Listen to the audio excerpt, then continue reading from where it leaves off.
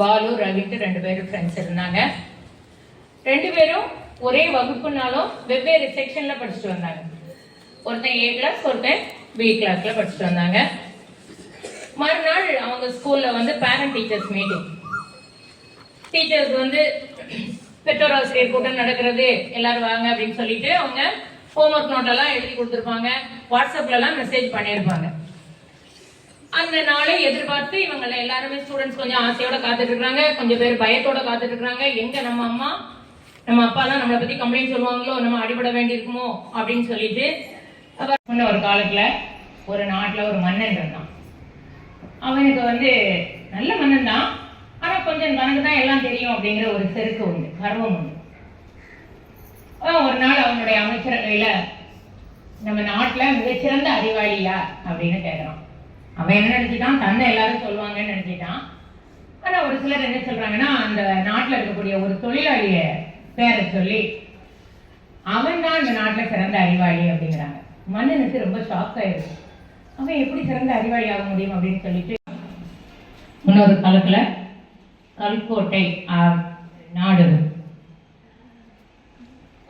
அந்த மன்னன், கல்கோட்டையினுடைய மன்னன் அதனுடைய நாட்டுக்கு மேற்புறம் உள்ள நாடு வெற்றி கொள்வதற்காக தன்னோட படையோட பெறப்பட்டு அங்க போறான். மேல் திசையை நோக்கி போய்கிட்டு இருக்கிறான். அங்க போய் அந்த நாட்டை போய் பிடிக்கணும்னு. அந்த டைம்ல அவனுடைய நாட்டுக்கு கீழ்ப்புறம் உள்ள ஒரு மன்னன் இவனுடைய நாட்டை பிடிக்கணும்னு படையெடுத்து வந்துட்டான். அவனுடைய நாட்டுல இப்ப யார் இருக்கா, ஒரு படைவீரர்கள் கூட இல்ல. எல்லாரும் அவங்க எங்க போயிட்டாங்க, மேற்கு திசையை நோக்கி படிப்பான். நல்லா படிப்பான், ரொம்ப நல்லா படிப்பான். டீச்சர் என்ன ஒர்க் கொடுத்தாலும் உடனடியா இமீடியட்டா செய்யக்கூடிய பையன். ஹோம்ஒர்க் எல்லாம் உடனே முடிச்சிடுவான், நல்லா படிப்பான். அவங்க தாத்தா ரிட்டையர்ட் டீச்சர். அப்போ அவங்க தாத்தா என்ன சொல்லுவாங்கன்னா, தம்பி நீ நல்லா படிக்கிற, ஆனா புத்தகம் தவிர வேற எதையுமே நீ படிக்க மாட்டேங்கிற. புத்தகத்தினால பெறக்கூடிய அறிவுங்கிறது வேற, மற்ற புத்தகத்துல இருந்து கிடைக்கக்கூடிய அறிவு வேற. அதனால சின்ன சின்ன கதை புத்தகங்களை படி, வாழ்க்கையை படி, உன்னை சுற்றி என்ன நடக்குன்னு நீ தெரிஞ்சுக்கப்பா அப்படின்னு சொல்வாரு. அவன் அதெல்லாம் மாட்டேன், என்னுடைய ஒரே குறிக்கோள் நான் நல்லா படிக்கணும், 10th + 2ல நிறைய மார்க் வாங்கணும், நான் பெரிய ஆளா வரணும், அது ஒண்ணுதான் என்னுடைய குறிக்கோள் அப்படின்னு சொல்லிட்டு அவன் படிச்சுட்டு இருப்பான். ஆனா அவர் சொல்றத அவன் கேட்கல. அப்படியே நாட்கள் கடந்தது. 8வது வகுப்பு ஒருத்தர் இருந்தான். அவர் செய்த குற்றங்களுக்காக அவனை பிடிச்சி ஜெயில போட்டாங்க. அங்க கிடைத்த தண்டனையால அவன் மனம் மாறிட்டான், திருந்திட்டான். விடுதலை, ஒரு நாள் அவனுக்கு விடுதலை வந்தது. விடுதலையாகி வெளியில வர்றான். மனம் திருந்தி வாழணும்னு ஆசைப்படுறான், உழைத்து வாழ வேண்டும் அப்படின்னு நினைக்கிறான். வீட்டுக்கு போய் ஷேவ் எல்லாம் பண்ணிட்டு குளிச்சு நீட்டா ஒரு ட்ரெஸ் எல்லாம், நல்ல ட்ரெஸ் எல்லாம் போட்டுட்டு வேலை தேடி கடைத்தெருவுக்கு போறான். ஒவ்வொரு இடமாக போய் வேலை கேட்கறான். அவங்க எப்பா சரி நீ இதுக்கு முன்னாடி என்ன வேலை, என்ன பண்ணிக்கிட்டு இருந்த, எங்க வேலை பார்த்த அப்படின்னு கேட்கறாங்க. அவன் ஐயா நான் முந்தி திருடனா இருந்தேன், திருடிட்டு ஜெயிலுக்கு போயிட்டு வந்திருக்கிறேன் அப்படின்னு. திருடிட்டு ஜெயிலுக்கு போயிட்டு வந்தியா, நீங்களாம் இங்க லாய்க்கல, ஓடு ஓடு ஓடு ஓடு.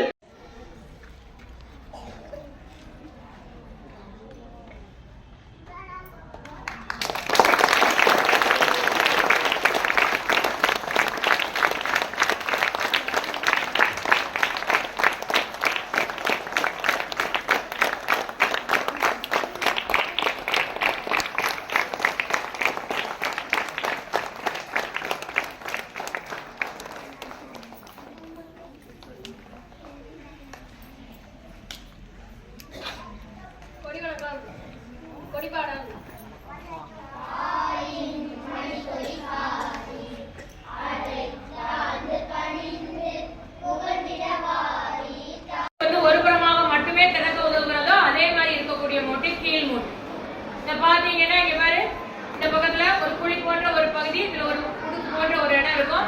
இதுல என்ன செய்யலாம், அப்படி பிடிச்சி நம்ம என்ன ஒரு பக்கம் மட்டும் அசைச்சிக்கலாம். இந்த பக்கம் இந்த இப்படி அசைக்கிறோம்ல, ஒரு பக்கம் மட்டும்தான் நம்மளால அசைக்க முடியும். இது எப்படி அசைக்க முடியுமா, முடியாது. ஒரு பக்கம் நம்ம அசைக்க சொல்லலாம். இது என்ன மூட்டை,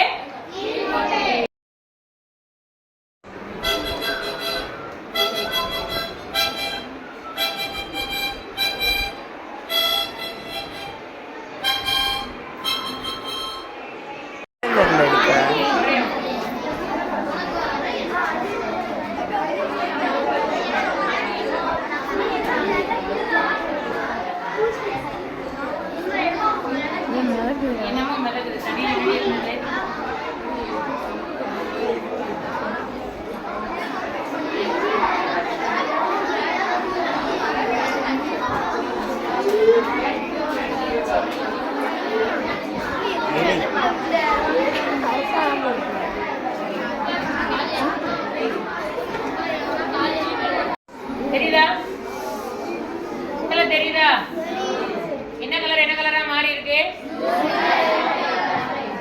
நீல கலர், ப்ளூ கலர், ரெட்டா மாறிடுது. காரணம் என்ன? இந்த புள்ளியில என்ன இருக்கு? அமிலம் இருக்கு. டார்டாரிக் அமிலம் இருக்குது. அமிலங்கள் நீல லிட்மஸ் பேப்பரை சிவப்பு லிட்மஸ் ஆக மாற்றும். மாறிக்கா மாறலையா? காரம் ஒரு சொட்டு தான் ஊத்துனேன்.